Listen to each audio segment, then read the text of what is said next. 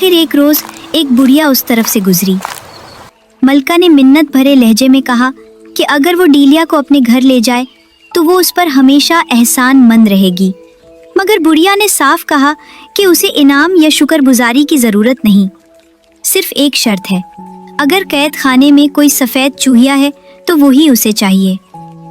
मलका ने इनकार कर दिया। उसने कहा कि ये जुल्म होगा कि एक बेजुबान को घर से बेघर कर दे।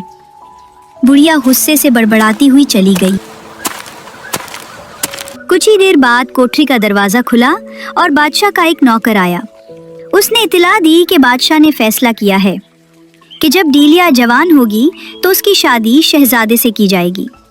अब शहजादी महल में परवरिश पाएगी और कल महल की औरतें उसे लेने आएंगी। ये सुनकर माँ का दिल टूट गया।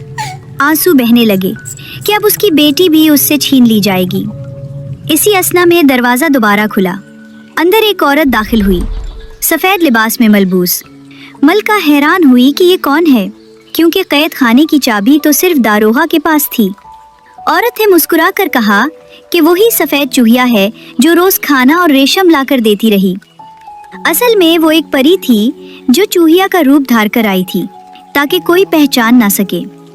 उसने बताया कि बुढ़िया का रूप भी इसी ने बदला था ताकि मलका का इम्तिहान ले। जब मलका ने चूहिया देने से इनकार किया तो यकीन हो गया कि उसकी मोहब्बत सच्ची है। अब परी मदद के लिए आई थी। माँ ने अपनी फरियाद सुनाई कि बादशाह नन्ही डीलिया को महल में ले जाना चाहता है और उसकी शादी बदसूरत शहजादे से करने का इरादा रखता है। परी ने शहजादे की खौफनाक शक्ल सूरत बयान की।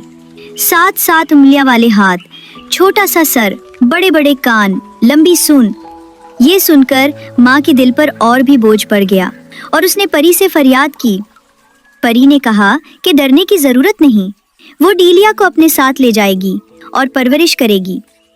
मलका ने डोरी निकाली, बच्ची की कमर में बांधी और आहिस्ता आहिस्ता दरीचे से नीचे लटका दिया। परी परिंदा बनकर नीचे उतरी,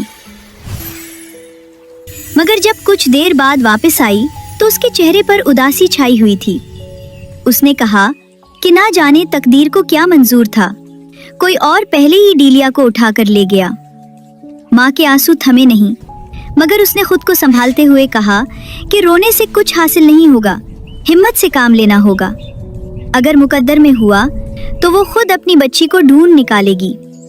रात भर वही सोचते सोचते उसकी आंखें भीगती रहीं। रात रोते रोते गुजरी और सुबह का उजाला फैला तो महल की नौकरानियां नन्ही डीलिया को लेने कैद खाने पहुंची।